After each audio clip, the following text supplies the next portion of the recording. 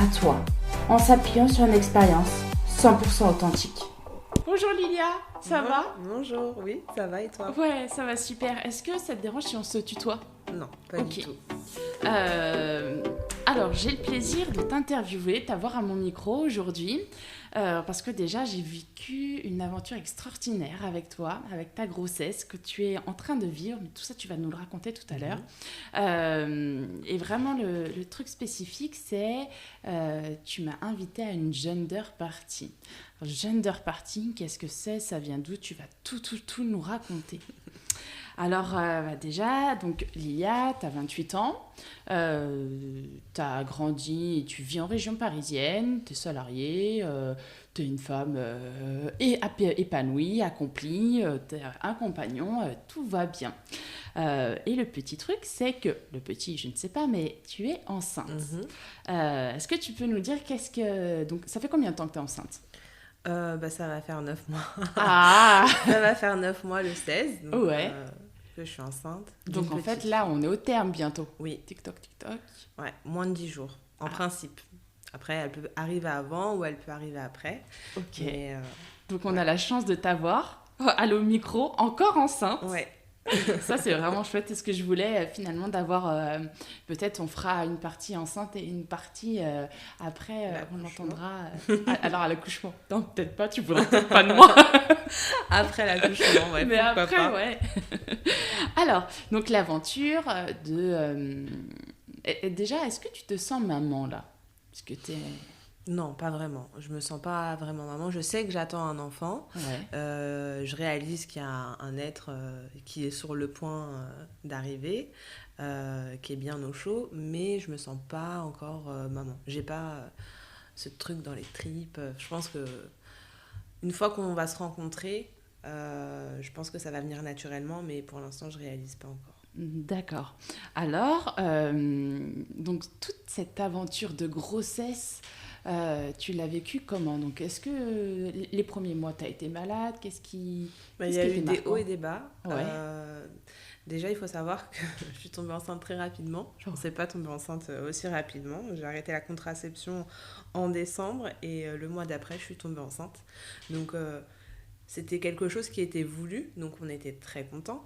Mais c'est vrai que psychologiquement, je m'y attendais pas. Ça m'a fait un peu un choc de me dire ça y est, ça marche. Voilà, ça marche. Donc, parce que c'est vrai que j'avais quand même une appréhension par rapport à ça. En fait, j'avais peur, je pense comme toutes les femmes, de ne pas pouvoir avoir d'enfants. Donc d'un côté, j'étais rassurée, mais d'un autre côté, je me dis ça y est, c'est maintenant, quoi. C'est la grande aventure, ça commence, ok. Donc on se lance, on y va. Et les premières semaines, ça allait. Et puis à peu près un T'as su mois... tout de suite que t'étais enceinte? Ou t'as fait le test quand t'as vu que t'avais pas tes règles? Non, en fait, je pense que...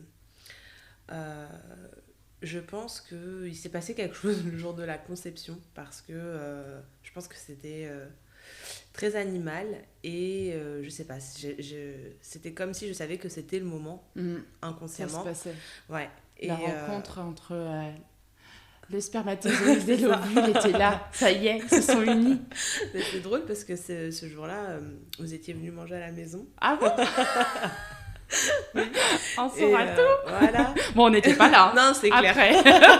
Je vous rassure. Et là, c'est drôle parce que tu vois, je l'ai pas mis ici sur le frigo, mais dans la chambre de la petite, on a un cadre photo et il y a une photo de son papa et moi le jour de sa conception. Oh, mais oui. Ouais. Ok, je m'en souviens. Ah ouais. Et donc voilà, enfin... Donc là, t'as su finalement. Et donc après, t'as fait un test tout de là, suite, je savais pas vraiment, je savais juste que voilà, je sais pas, je pense que c'était plus dans l'inconscient. Et puis après, j'avais des petites pensées par-ci par-là. Je savais que je sentais que ça travaillait vraiment au niveau de mon ventre. Donc je me disais, bon, c'est que je pense que je vais bientôt avoir mes règles. Alors qu'en fait, c'était pas ça.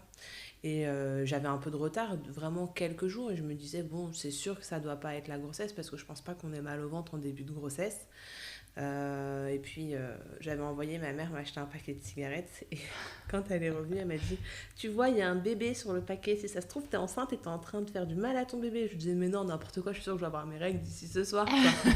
Et puis, je les ai pas eues. Et là, je me suis dit, oh, faudrait peut-être que je pense à faire un test, mais je vais attendre une semaine pile poil de retard. Et puis finalement, j'ai pas pu attendre une semaine.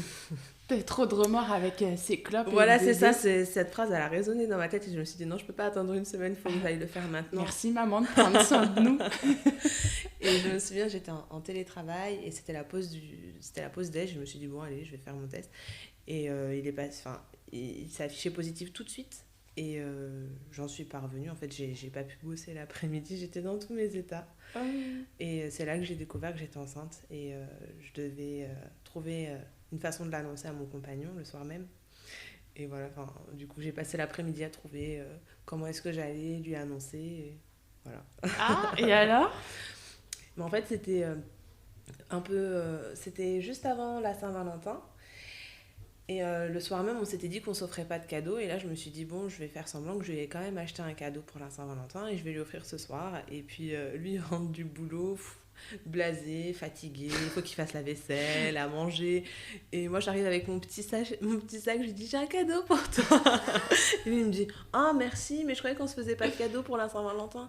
Je lui dis, mais c'est pas grave. Il me dit, mais on peut attendre la Saint-Valentin, je suis pas obligée de l'ouvrir tout de suite. Non, faut que tu l'ouvres tout de suite. Je vais pas attendre 2-3 jours. Non, c'était plus de 3 jours, c'était une semaine ou 2. Ah ouais, non. Donc je pouvais pas garder le secret pour moi toute seule. Et du coup, je lui avais fait une petite boîte comme ça, avec un petit mot, et puis le test de grossesse en dessous. Et il a pas compris le mot tout de suite. Et puis quand il a regardé en dessous, qu'il a vu que c'était positif, il était super content. C'est génial. Ouais. T'as même eu le temps de penser de faire finalement l'annonce de ta fille avec soin.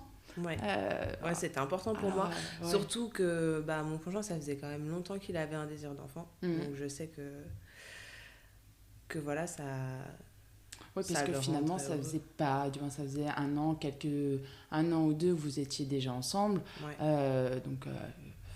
rapide, pas rapide, ça c'est en fonction de chacun, mais l'important c'est que tous les deux vous vouliez avoir des enfants. Exactement. Et donc après cette nouvelle auprès de ton compagnon, qu'est-ce qui s'est passé? T'as été malade les premiers mois? Oui. Le temps. On va dire que c'était non-stop le premier trimestre, voire jusqu'à 4-5 mois. Après ça s'est calmé. Donc quand on dit malade, c'est que tu vomissais? Oui, je vomissais. Donc le premier trimestre, j'ai perdu 5 kilos. Ouais. Je ne pouvais rien avaler, ni de l'eau, ni même une bouchée d'olive. Il n'y avait rien qui passait. Donc je passais... Pour certaines femmes qui nous écoutent, te dire 5 kilos à perdre le premier trimestre, il y en a qui prennent déjà 10 le premier trimestre. Ouais. Mais toi, tu nous expliques que finalement, en fait, c'était galère de ne pas prendre du tout de poids. Alors, c'est pas une question de poids, mais c'est une question de pouvoir s'alimenter. Et tu passais... Sachant que déjà, je suis quelqu'un qui fait de l'anémie, donc je manque de fer dans le sang, de manière générale. Donc avec la grossesse, c'était pire, entre guillemets, parce que voilà, faut partager. Et puis énormément de fatigue. Déjà qu'on est fatigué en faisant de l'anémie, on est fatigué quand on est enceinte. Alors les deux combinés, c'était vraiment très compliqué. Je passais mon temps aux toilettes. Au travail, c'était compliqué parce que je devais le cacher. Je ne voulais pas annoncer ma grossesse avant le premier trimestre. Ouais. Donc, c'était compliqué de le cacher parce que, ça se voit sur notre visage qu'on fait de l'anémie, qu'on est fatigué, qu'on n'arrête pas de faire des allers-retours aux toilettes, qu'on n'arrive pas à manger le midi. Enfin, voilà. Et les gens du travail, ils le savaient que tu étais enceinte ou ils se sont dit que tu... Non, ils ne le savaient pas. J'ai réussi à le camoufler, on va dire, pendant les 3 premiers mois. Y a uniquement ma boss à qui je l'ai dit parce que je pense qu'elle devait se rendre compte de quelque chose et je voulais être honnête avec elle, mais je lui ai demandé de garder le secret jusqu'à mes 3 mois pour que je puisse l'annoncer à mon équipe et aux ressources humaines. Donc je suis contente parce que elle a bien tenu ça. Ça c'est chouette. Ouais, ça c'est vraiment bien. D'avoir un cadre de travail qui est hyper bienveillant et qui t'accompagne finalement dans cette évolution, ça c'est chouette. Ouais. Et t'as travaillé jusqu'au bout? Non, j'ai pas travaillé jusqu'au bout. Je me suis arrêtée 2 mois avant le début de mon congé maternité.